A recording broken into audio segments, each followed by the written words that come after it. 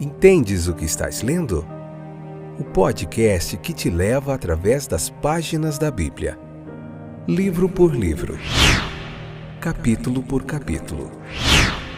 Uma exposição bíblica emocionante. Aperte os cintos e embarque comigo nesta viagem.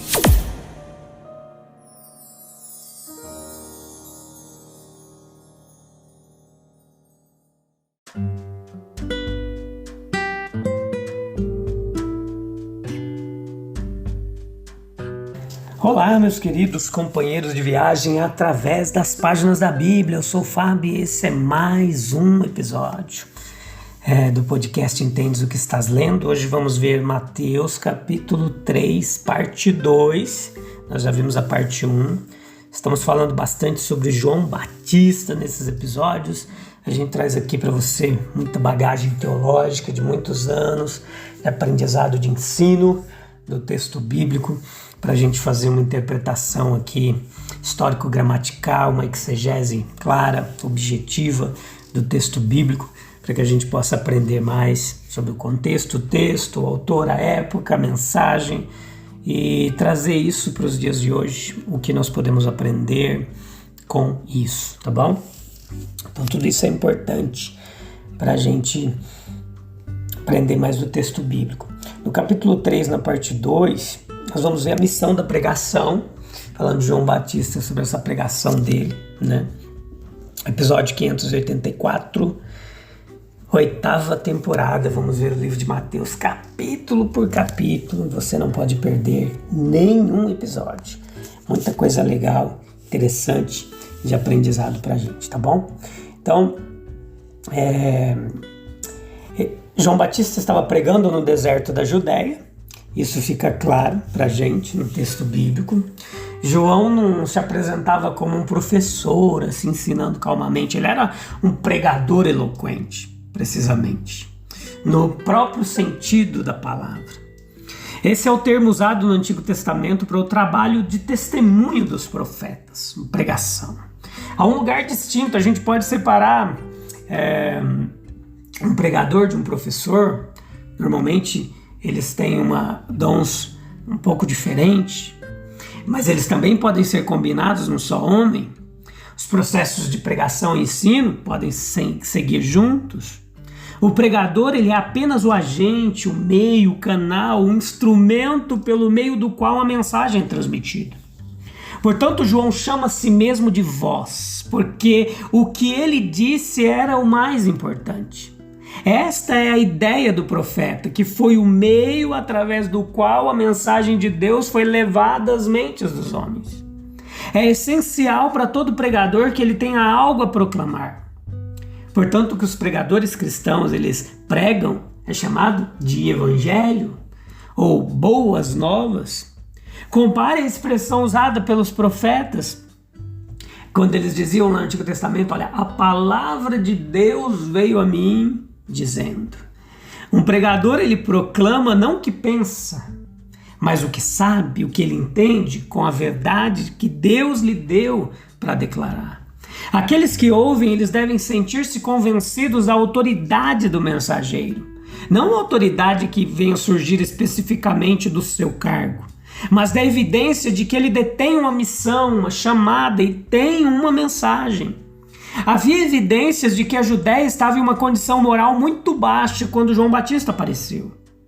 A religião cerimonial ela tomou o lugar da retidão prática. As regras rabínicas elas cobriram a indulgência e a iniquidade pessoais.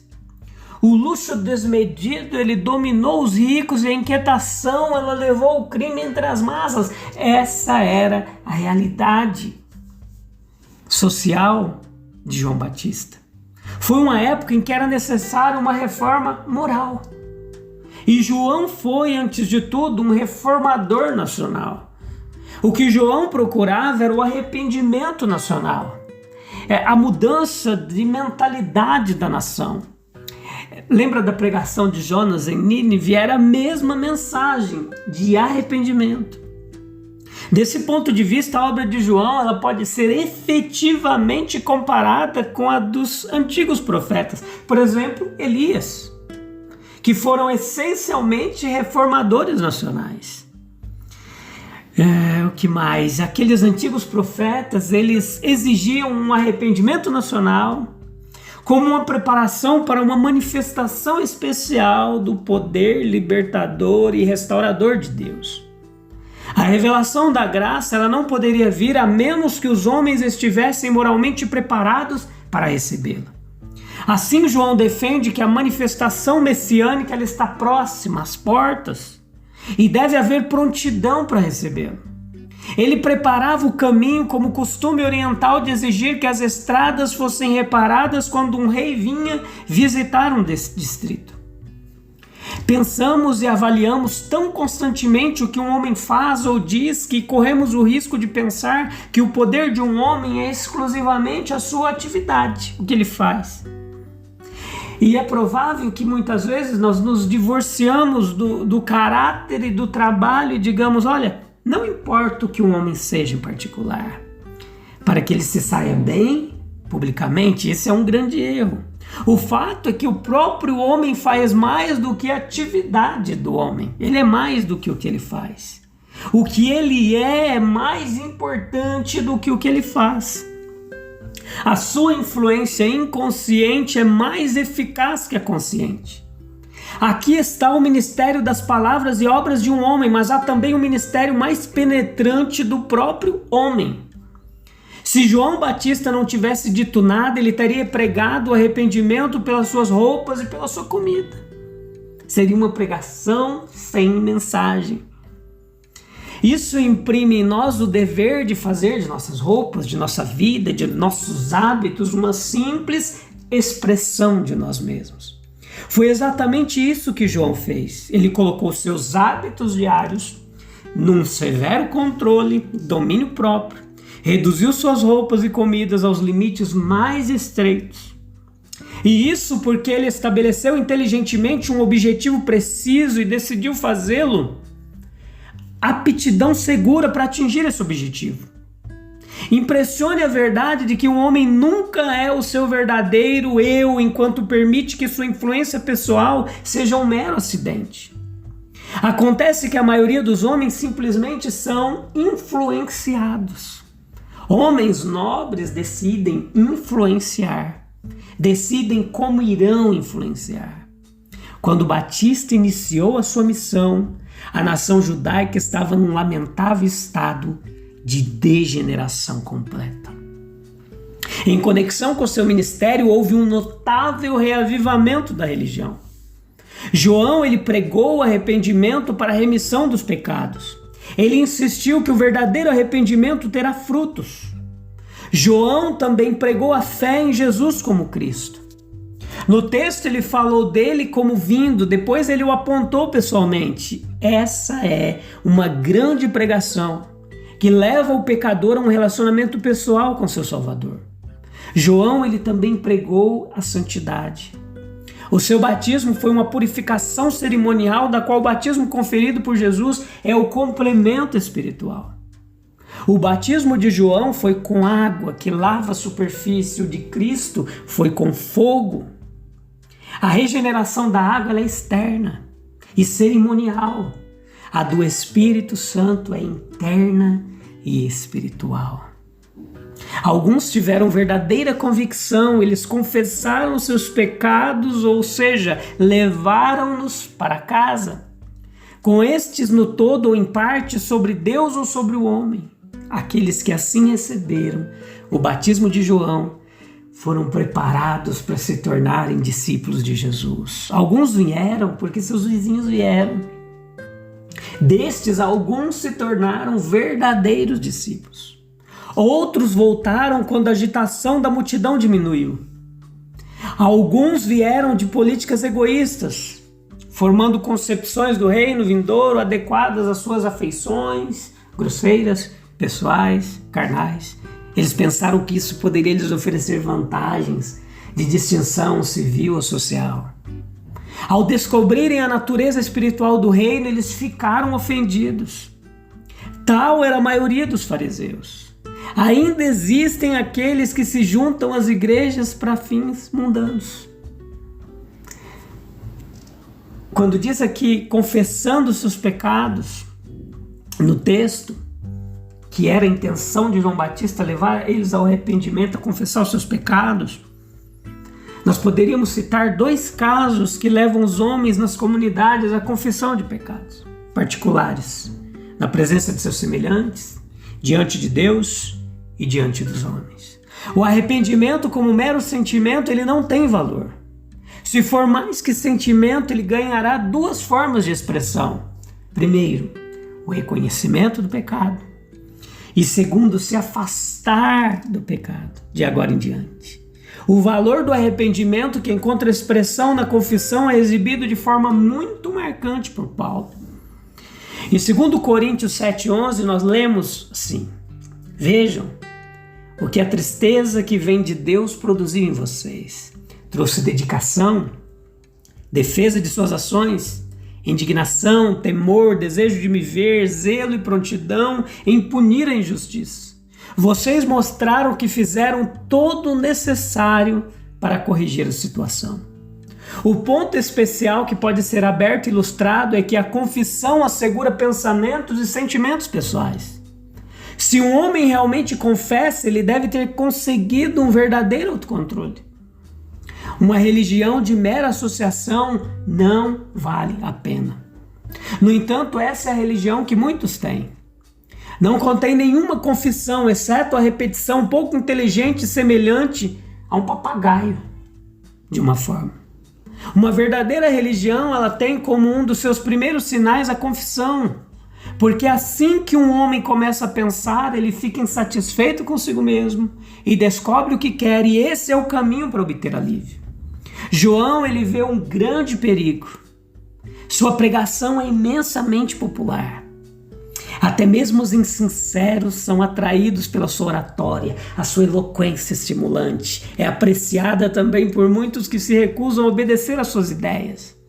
A sociedade, ela corre atrás dele como se estivesse na última moda. Para alguém muito sério como João, e que queria ficar afastado, isso deve ter sido muito difícil e até abominável aos seus olhos. Sem dúvida, houve ouvintes sentimentais e superficiais que ficaram realmente impressionados com a sua pregação para a época, mas sobre os quais o efeito dela foi algo meramente emocional. Será que ainda acontece hoje? É de se pensar. Essas pessoas precisavam ver que deveriam ter um arrependimento mais profundo do que as lágrimas de um dia só. O arrependimento, ele deveria agir nas emoções, na vontade, é mais profundo do que a superficialidade. Não há verdadeiro arrependimento até que a vontade seja tocada, até que o indivíduo resolva abandonar o seu pecado e procurar uma vida melhor. Ele pode muito bem perceber que não pode fazer isso sozinho. Seu pecado é forte demais para ele e uma vida melhor está acima de seu alcance. O arrependimento, ele não é regeneração, mas é um desejo sincero de uma nova vida, uma determinação honesta de buscá-la. O verdadeiro arrependimento se revelará na conduta, tem seus frutos. Ninguém pode realmente abandonar o pecado e voltar o rosto para a luz sem que alguns resultados apareçam em seu comportamento. Ele ainda estará na escuridão, fraco, deprimido, culpado e consciente da culpa. Mas é cada ação que mostrará que ele está tentando alcançar coisas melhores, mesmo que elas estejam muito além de seu alcance. As pessoas, às vezes, elas ficam angustiadas com medo de não terem se arrependido o suficiente para receber o perdão de Deus. Mas cometem um erro se supõem que a excitação de sentimentos mais profundos ou derramamento de mais lágrimas é tudo o que Deus exige. Deixe de focar em suas emoções nesse caso e concentre a atenção na conduta. E isso requer reflexão e esforço. No entanto, o próprio fato de o arrependimento ter de dar frutos mostra que é mais do que uma obra produzida pelo homem. Por isso é necessário buscar a graça do arrependimento, orar para que o Espírito de Deus faça aparecer os verdadeiros frutos. E por último, lembremos-nos que quando eles aparecem, não são tudo o que precisamos. Eles são apenas sinais de um estado mental que agora está correto para receber o perdão. Será que nós estamos verdadeiramente dispostos a abandonar nossos pecados, buscar uma vida melhor? Será que as nossas ações, elas refletem um sincero desejo por mudança e renovação espiritual? Ou somos meros religiosos, hipócritas, frequentadores de igreja? É de se pensar, de refletir, eu e você. Vamos orar? E a gente encerra mais um episódio. Pela graça e misericórdia de Deus, Deus abençoe você. Eu te encontro no próximo episódio. Depois da gente orar, eu vou estar encerrando mais um episódio, tá bom? Ó Deus, concede-nos a graça de reconhecer nossos pecados e nos arrependermos sinceramente diante de Ti.